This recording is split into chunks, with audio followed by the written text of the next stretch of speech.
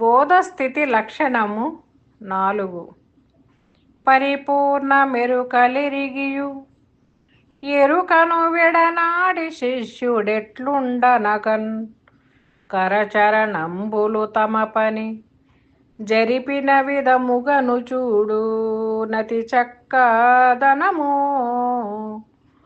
పురుషుడు లేని సౌందర్యకరము కరిదిన్న వెలుగా కాయలు నున్న విధము కరిదిన్న వెలుగా కాయలు నున్న విధము ఎత్తెరగో కాలిన నులుక పురిపించనట్లుగా స్థిర ప్రయోజనమునకు లేనివి మరి గగలిగుండినట్లుగా ఎరుక వివిధములుండు తను నెరిగిన తరువాత మిగుల నది చక్కదనము పురుషుడు లేని సౌందర్యకరము. జై నిజ గురుభ్యో నమః. శ్రీ నిజానంద పొలుజు వీరయాచార్య ప్రభుస్వాముల వారి విరచితంపైన శుద్ధ నిర్గుణ ప్రదత్త బోధామృత కందార్థములలో బోధస్థితి లక్షణమునందు ఈరోజు మనం 4వ కందార్థం. ఇక్కడ పరిపూర్ణ బోధ నెరిగినటువంటి గురు శిష్యులు ఇరువురి యొక్క స్థితిని చక్కగా తెలియచేస్తూ ఉన్నారు. పరిపూర్ణ బోధ నెరిగి ఉనికి కలిగినటువంటి ఘనులు వారు గురువులు శిష్యులు అనేటువంటి భేదం లేదు. ఎందుకంటే గురు సన్నిధి చేరినటువంటి వారు శిష్యులు ఎప్పటి వరకు బోధస్థితి పొందేంత వరకు. తరువాత అక్కడ గురువు శిష్యులు లేరు బోధన అనంతరం. ఇక్కడ గురువుల్ని ఎవరు ప్రత్యేకంగా చేసేదేమి ఉండదు, గురువుల్ని ఎవరు చేయరు. శిష్యుడు ఎట్లా ఉంటాడంటే పరిపూర్ణ మెరుకలెరిగియు ఎరుకను విడనాడి ఎట్లుండనగన్ ఎలా ఉంటారు అంటే అనగా పరిపూర్ణ మెరుకలెరిగియు, ఇక్కడ ఎరుక పరిపూర్ణాలు ఎరగటం అనలేదు, పరిపూర్ణ మెరుకలెరిగియు అంటున్నారు. పరిపూర్ణాన్ని ఏది ఎరుగుతూ ఉన్నది? ఎరుక ఎరుగుతూ ఉన్నది. ఎరిగిన ఎరుక ఏమవుతూ ఉన్నది? లేనిదవుతున్నది. అక్కడ ఇక పరిపూర్ణమని ఎరుకనేటువంటి రెండు లేవు. అక్కడ ఎరుకను విడనాడి ఇంకేమున్నది? ఎరుక లేదు.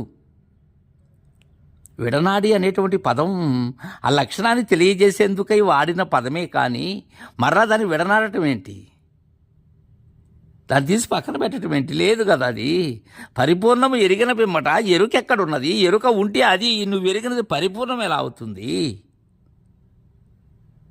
వాళ్ళు ఎలా ఉంటారనగా కరచరణములు తమ పని జరిపిన విధముగను చూడు సతి చక్కదనము పురుషుడు లేని సౌందర్యకరము. ఎట్టంటే ఈ చేతులు కానీ కాళ్ళు కానీ వాటి పని అవి చేసుకుంటూ ఉంటాయి. ఎలా? లోపల వచ్చేటువంటి సందేశం ప్రకారం.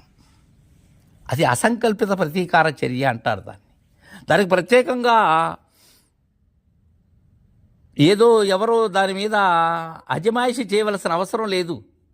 చేతులు కానీ కాళ్ళు కానీ వాటంతటవి కదులుతూ ఉంటాయి, నడుస్తూ ఉంటాయి, వాటి పని అవి చేస్తూ ఉంటాయి లోపల ఉండబడేటువంటి చైతన్య కారణంగా. అలా ఉంటాడు నిజమైనటువంటి శిష్యుడు. ఎలా అంటే పురుషుడు లేని సతి చక్కదనం. ఎందుకు అలా ఉంటాడు ఆ శిష్యుడు? ఎందుకని? లోపల ఆ చక్కదనాన్ని కానీ ఆ సౌందర్యాన్ని కానీ ఆస్వాదించేటువంటి వాడు లేకుండా పోయాడు. ఉన్నది చక్కదనం, అలానే కనిపించేటువంటి దృశ్యము ఉన్నది, కానీ ఆ దృశ్యము యథార్థము అనేటువంటి నేనేదైతే ఉన్నానో నేను లేనప్పుడు కనిపించేటువంటిది, వినిపించేటువంటిది, అనిపించేటువంటిది నాకెక్కడున్నది? కరిదిన్న వెలుగా కాయలు నున్న విధము ఎత్తెరగో కాలిన నులక పురి విచ్చనట్లుగా అక్కడ సతి సౌందర్యాన్ని గురించి చెప్తూ ఇక్కడ ఇంకొక విషయం చెప్తున్నాడు. పురుషుడు లేని సతి సౌందర్యాన్ని పోల్చి కరిమింగినటువంటి వెలక్కాయ చెప్తున్నాడు. ఏనుగు మింగినటువంటి వెలగకాయ. కారణం ఏంటంటే ఏనుగు మింగినటువంటి వెలక్కాయ దాని యొక్క జీర్ణ వ్యవస్థ విధానంతో ఎలా ఉంటుంది అని పెద్దలు వారి యొక్క పరిశీలనలో రాశారు. వాస్తవానికి కరి అంటే నలుపు అని కూడా. ఈ నలుపు అనేటువంటి వ్యాధి, కరి అనేటువంటి వ్యాధి పట్టినప్పుడు ఆ ఎలగా పైనేమో బాగానే ఉంటుంది, కానీ లోపల ఉండబడేటువంటి గుజ్జంతా కూడా పనికిరాంది అయిపోతుంది ఆ కరి పట్టినట్లయితే. ఇంకా అందరూ కూడా ఏనుగు మింగిన వెలక్కాయ అనేటువంటి భావంతో అంటారు. ఎత్తెరగో ఏ విధానమో కాలిన నులక పురి. నులక కాలిపోయింది అగ్నిలో. అయితే కాలిపోయిన నులక ఎలా ఉన్నది? అది చూసేందుకు నులకలాగానే ఉన్నది ఆ పురి. పట్టుకుంటే ఉంటుందా?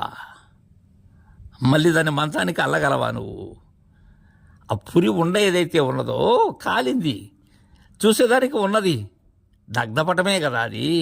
దాన్ని మరలా నువ్వు ఉపయోగించగలవా? తద్విధానంగా ఉంటాడా నీ శిష్యుడు. స్థిర ప్రయోజనమునకు లేనివి మరిగా గలిగుండినట్లుగా ఎరుక వివిధములుండు తను తానెరింగిన తరువాత మిగులా సతితక్క ధనము. స్థిర ప్రయోజనమునకు లేనివి మరిగా కలిగుండునట్లు.